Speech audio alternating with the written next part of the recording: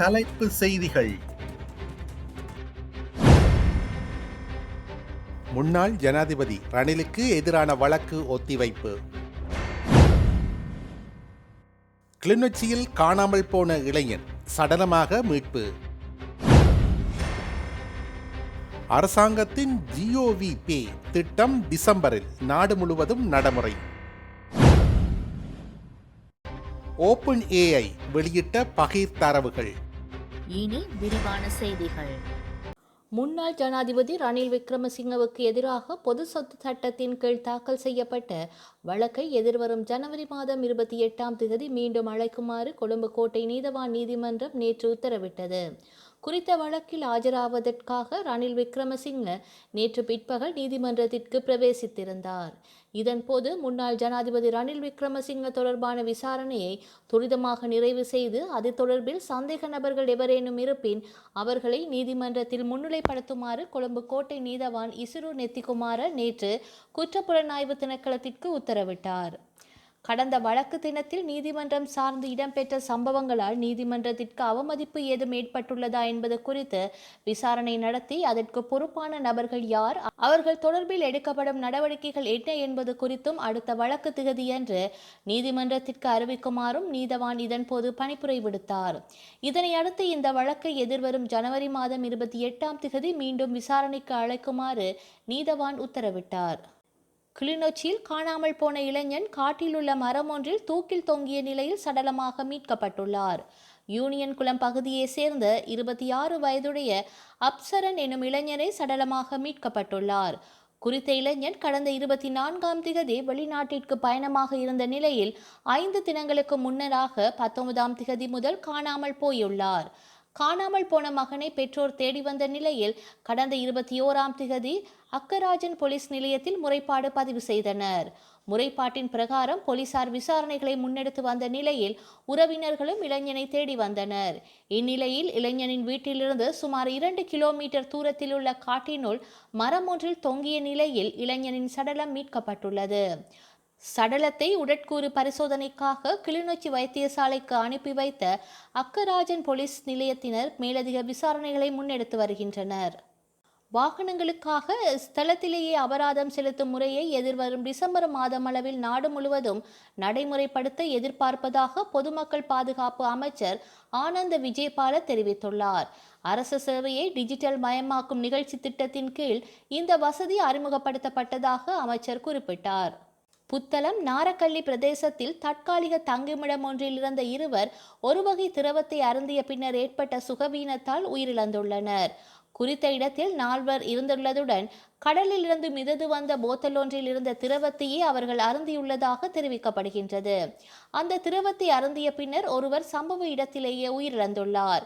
ஏனைய 3 புத்தளம் வைத்தியசாலைக்கு அனுமதிக்கப்பட்ட பின்னர் அவர்களில் ஒருவர் உயிரிழந்துள்ளார். மற்றைய 2 தற்போது சிகிச்சை பெற்று வருவதாக தெரிவிக்கப்படுகின்றது. பிறந்த நாளுக்கு வாங்கிச் சென்ற ஐசிங் கேக்கில் இறந்த பள்ளி ஒன்று இருந்தமை அதிர்ச்சியை ஏற்படுத்தியுள்ளதோடு 2 சிறுவர்கள் வைத்தியசாலையில் அனுமதிக்கப்பட்டுள்ளனர். சம்பவம் தொடர்பாக மேலும் தெரிய வருவதாவது: 26 பிறந்த நாள் கொண்டாட்டத்திற்காக மஸ்கெலிய நகரத்தில் உள்ள வெதுப்பகம் ஒன்றிலிருந்து ஐசிங் கேக் ஒன்றை வாங்கிச் சென்றுள்ளனர். அந்த பிறந்த நாள் விழாவில் கேக் வெட்டப்பட்டு அனைவருக்கும் ஊட்டப்பட்டுள்ளது. அதன் பின்னர் மீதமிருந்த கேக்கை பார்த்தபோது அதில் இறந்த நிலையில் பல்லி ஒன்று கிடந்துள்ளது. இதனால் குறித்த கேக்கை சாப்பிட்ட 5 வயது பெண் பிள்ளையும் 3 வயதான ஆண் குழந்தையும் மஸ்கெலியா மாவட்ட வைத்தியசாலையில் அனுமதிக்கப்பட்டு அவதானிப்பில் வைக்கப்பட்டுள்ளனர். இது குறித்து மஸ்கெலியா சுகாதார அத்தியட்சகருக்கு புகார் செய்ததை தொடர்ந்து பொது சுகாதார அதிகாரிகள் சம்பவம் நடந்த வெதுப்பக உரிமையாளரிடம் விசாரணை நடத்தி சம்பந்தப்பட்ட உற்பத்தி நிறுவனம் மீது நடவடிக்கை எடுக்க உள்ளதாக தெரிவித்தனர்.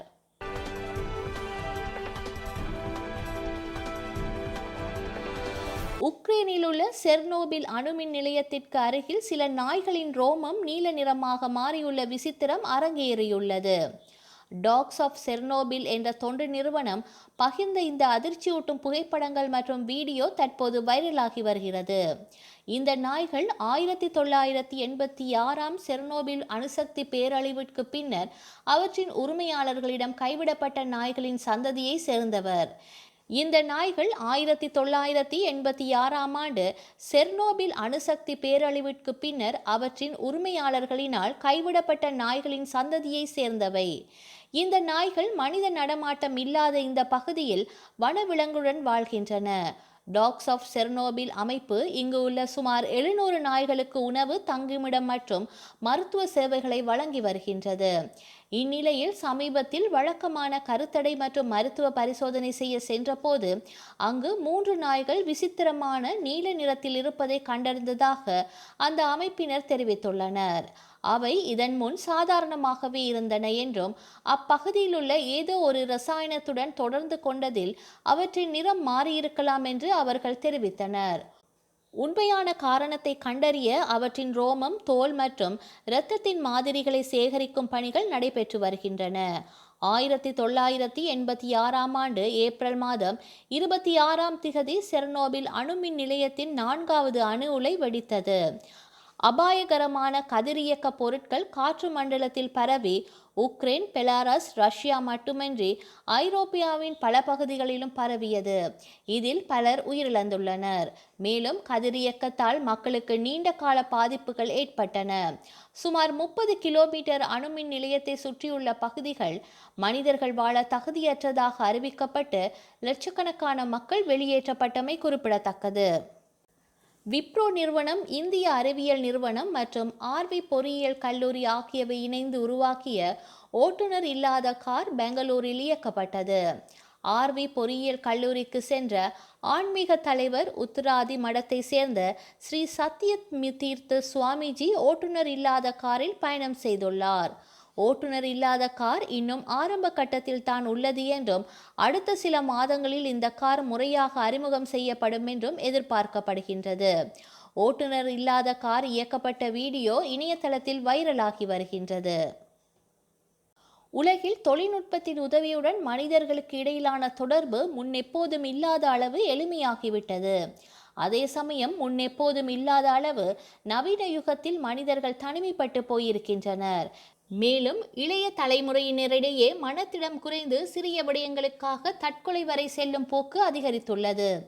இதை மெய்ப்பிக்கும் விதமாக முன்னணி செயற்கை நுண்ணறிவு நிறுவனமான ஓப்பன் ஏஐ ஒரு அதிர்ச்சியூட்டும் தரவுகளை வெளியிட்டுள்ளது. அதன் சாட்பாட் சேவையான ChatGPT-யை பயன்படுத்தும் 1 மில்லியனுக்கும் அதிகமான பயனர்கள் ஒவ்வொரு வாரமும் தற்கொலை எண்ணங்களை பற்றி விவாதித்து வருவதாகவும் இது மிகவும் கவலைக்குரிய விடயம் என்றும் அந்த நிறுவனம் தெரிவித்துள்ளது. இந்த தரவு மக்கள் மன ரீதியாகவும் உணர்ச்சி ரீதியாகவும் ஏஐயை சார்ந்து இருப்பதை எடுத்து காட்டுகின்றது.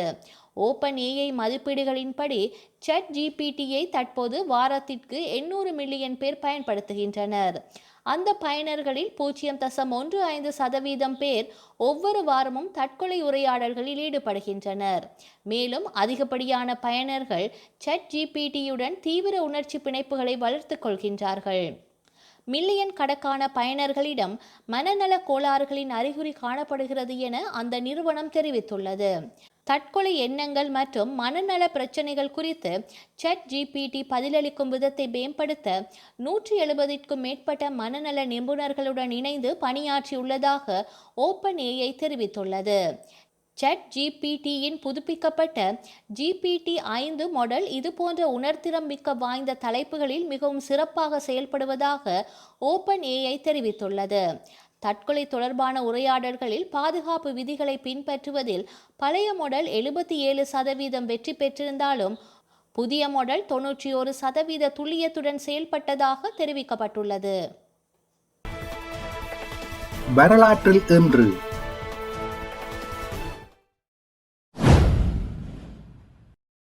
1964 இலங்கையின் மலையக தமிழர்களை இந்தியாவுக்கு நாடு கடத்தும் ஸ்ரீமா சாஸ்திரி உடன்படிக்கை கையெழுத்திடப்பட்டது. 1970 வியட்நாமில் இடம்பெற்ற பெரும் வெள்ளம் காரணமாக 293 பேர் உயிரிழந்தனர். 1973 ஐரோப்பாவையும் ஆசியாவையும் பொசுபோரசு நீரிணைக்கு மேலாக இணைக்கும் பொசுபோரசு பாலம் துருக்கியின் இஸ்தாபுல் நகரில் அமைக்கப்பட்டது. 2006 ஜெனீவாவில் விடுதலை புலிகளுக்கும் இலங்கை அரசுக்கும் இடையில் இடம்பெற்ற பேச்சுவார்த்தைகள் முறிவடைந்தன. செய்திகளை உடனுக்குடன் தெரிந்து கொள்ள உடனே சப்ஸ்கிரைப் செய்து பெல் பட்டனை கிளிக் பண்ணவும்.